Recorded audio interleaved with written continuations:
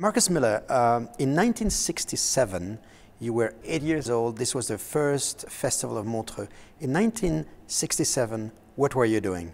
Let's see, 1967, yeah, I was 8 years old, and I was dreaming about becoming a baseball player, right? I'm from a musical family. My father's a musician, his father's a musician, musicians all in my family, but I was going to be a baseball player. And a couple of years after that, I decided maybe I need to follow in the rest of my family's footsteps and become a musician. But in 1967, I was trying to be Willie Mays. As an 8-year-old child of that time, what was music for you? Music for me was the first language. My father was a musician, so I was hearing music before I was hearing people talk. You know, he played every day and he played in the church on Sundays. Music was a way of life in my family. You know, my grandfather, the father of my father, he was a minister, so we would all go to church on Sunday in the morning, and in the afternoon we would all congregate down in the basement of the church and perform for each other and basically share music. So music was very much a part of my life. There is always a historical division, let's say, between the gospel and the blues, spiritual and more laïc part of the blues. As a child or during your youth, did you feel these two worlds as separate or rather uniting themselves? When I was young, my father and grandfather, they were involved in an African Episcopal church, which was started by Marcus Garvey in the 1920s. So essentially it was a West Indian version of the Episcopal church. So it wasn't gospel. So it was very much almost like Catholic church music. My father played the huge organ with the pipes and all that. And I remember one day my father took us to visit another church, and they had drums and they had rhythm. It was a gospel church. And I remember going crazy because I had never heard that sound in church before. But for me, there was a mental division between gospel and secular black music, but the music was very much the same. That's what allowed Ray Charles to go back and forth. That's what allowed Aretha Franklin to go back and forth, because musically, the message in the music is the same. It's just the words and the intent is different. How did your folk take it? For instance, how did your folk view, for instance, blues and the music that was aside from the church music? My father played Bach, Beethoven, and hymns, Brahms, Haydn, and my mother played Ray Charles records. And my father didn't have a problem with Ray Charles, my mother didn't have a problem with Beethoven. So it was very nice, my environment as I was growing up. For many years, this music was sort of regarded by many as, you know, the blues, the jazz, the rock was sort of non-recognized, officially non-recognized music. And you probably have heard that now the Memory of the World of the UNESCO has recognized the Montreux Jazz Festival archives as part of the memory of the world. Yes. What is your feeling about it? Do you think this recognition is useful for an artist? I think so, but I also feel like any art form, when it first comes to be, people are slow to recognize it as legitimate. And it's just a matter of time, you know. When you hear Mahalia Jackson now, and you're a contemporary gospel artist, it sounds like classic gospel, and it's the oldest gospel that you know. But when Mahalia Jackson first presented her music, the religious people at that time thought it was heresy. They were like, this is the music of the devil. Now, Mahalia Jackson is the most conservative gospel music there is, right? It's the same with swing music. If you're a modern jazz musician, swing music, Dixieland music is like, you know, it's like the basis of jazz. It's the classic music. But when swing music first came to Europe, they thought it was savage. You know, they were like, what is this? It's like jungle music, you know? Now it's very, very sophisticated to hear when you hear swing music. In the 70s, when you're a young boy, what was your feeling towards the recognition of the music? Did you feel that the music was already officially recognized or generally recognized as a classical, as much as a classical music? As a young boy, I grew up in an African-American environment. Soul music was it wasn't even a matter of recognition, because it was our life. It was the description of our times. So it never even occurred to me that anyone would look at it and have the right to judge it, because it was the soundtrack of our life. That never even occurred to me. Mm-hmm.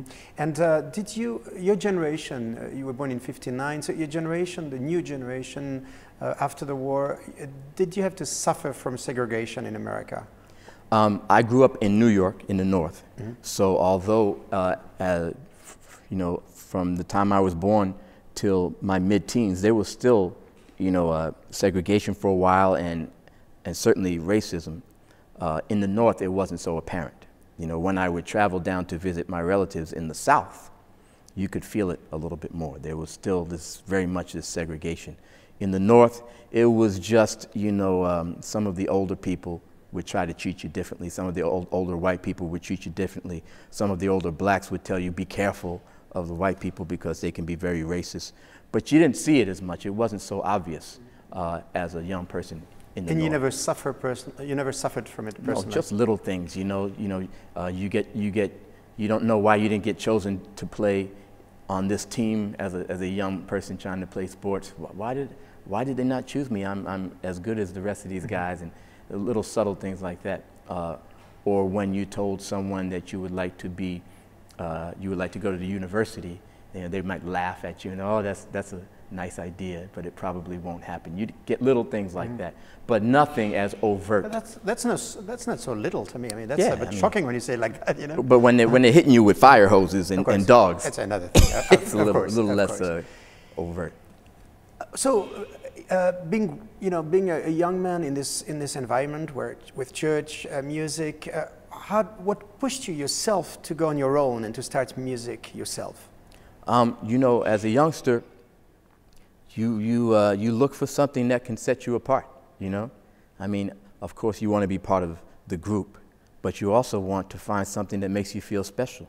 And when I played music for people, and I saw the reaction that you get when you can touch people with music, I immediately knew that this is what I wanted to do. And I had so much support from my family, because everyone in my family has done the same thing. So it was a very natural discovery for me. At the age of 13, 14, I think I pretty much knew that this was what I was going to do. What was your first instrument? I started on the piano with my father, very young, but it was nothing formal. He would show me a couple of things and I would play. At the age of 8, they offered a wooden wind instrument that's called a recorder. And it sounds like a flute, you know, and it's just a basic instrument for young people to begin to, you know, discover music. At the age of 10, because I was already playing the recorder, they offered me the clarinet, which is kind of the next step. I played the clarinet at 10. At 12, my teacher offered me the saxophone as well, because the saxophone is similar to the clarinet. Are you going to play it tonight? Are you going to play saxo tonight? I think I will probably play the bass clarinet, which is the version of the clarinet that I play these days. And but I wanted to play R&B and soul music, right?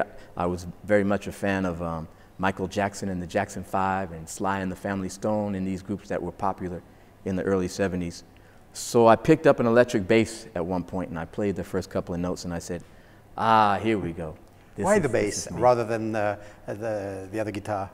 Because in the black music in the 70s, the bass was the center of the music. It was Motown, you know, it was Isaac Hayes, it was all these songs that had very, very prominent bass lines. The songs were basically built on the bass lines. The bass was much, much louder in some of these records than the guitar or even the drums sometimes. So I just wanted to be in the middle of everything, and it seemed like the bass was right there.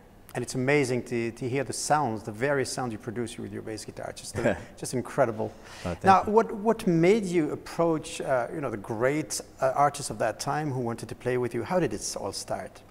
You know, I'm born and raised in New York, so that's an advantage when you want to start trying to break into the music scene. There's a lot of people who come from St. Louis, or they come from Detroit, or they come from Chicago or Minneapolis, and they have to finish school, then they have to move to New York, they have to find a way to pay for their apartment or whatever they get, and then they have to begin to meet people to try to break in to the music scene. For me, because I lived in New York, I stayed home with my mother and father. Even in high school, I was beginning to meet people. By the time I was 16 or 17 years old, I was already working pretty steadily in New York. I went on the road with a couple of artists. A flautist named Bobby Humphrey. I went on the road with her at the age of 16 or 17. And Lenny White was in my neighborhood, and I met him, and I went on the road with him. And then it becomes word of mouth. People say, hey, there's a new young guy, you know, that you might want to check out. By the time I was 21, I felt like a veteran. And Miles Davis called me when I was 21, and he said he had heard about me, and he was going into the studio, and he would like me to meet him at the studio. How was it working with him? Was it difficult?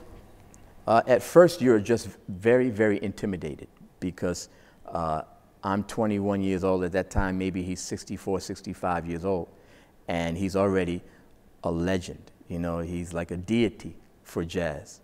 So at first, you don't even know what you're going to say to him, you know. But after a while, you recognize that he's a human being, and you recognize that he speaks English, and you recognize that you can communicate with him. And eventually, it was a beautiful thing. It was beautiful to be in his presence. It was amazing to hear the stories that he would tell. It was amazing to see how he thought about music and how he felt about the reaction to his music. It was an incredible experience.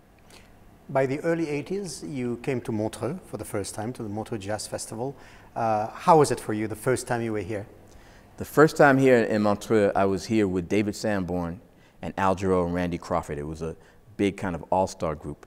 And it was my first time, and I couldn't believe that a place this beautiful existed, you know. And I couldn't believe that a place this beautiful and a place this far away from the United States loved jazz so much. And it was incredible to walk around and see all these people who were really jazz aficionados, people who really knew the whole history of jazz.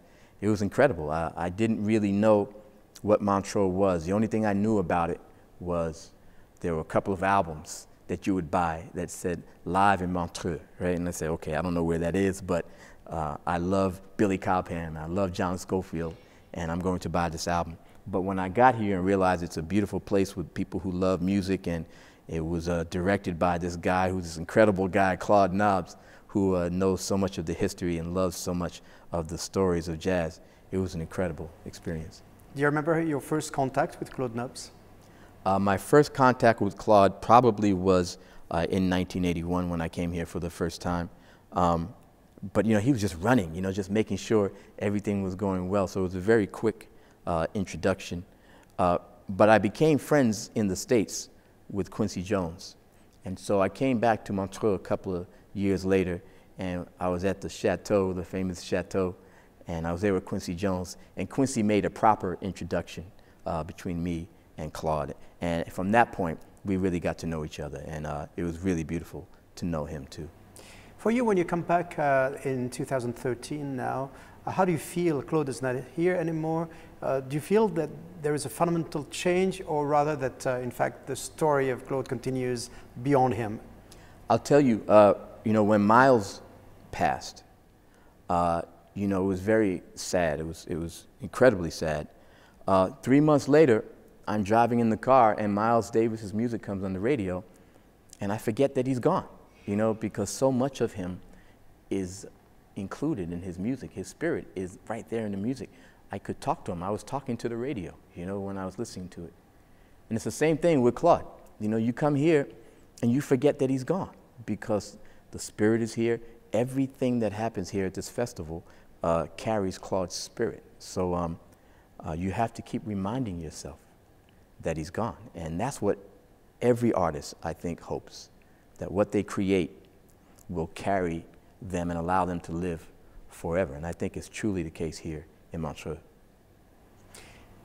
Marcus Miller, what are your dreams for the next years to come for you musically? What do you wish to do next? Musically, man, I'm just hoping to continue to communicate with people.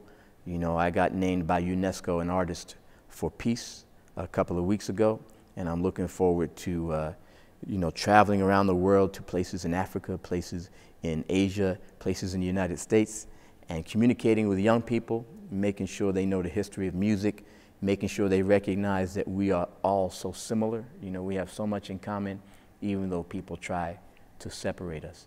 And I think music is a great way to spread that message. You know, we play for people in parts of the world where we don't speak the language, but after we finish playing, everyone feels united, everyone feels like a family. And I think that's the first step to communication. So I'm looking forward to using music to help spread the love. Marcus Miller, thank you very, very much. My pleasure, thank you.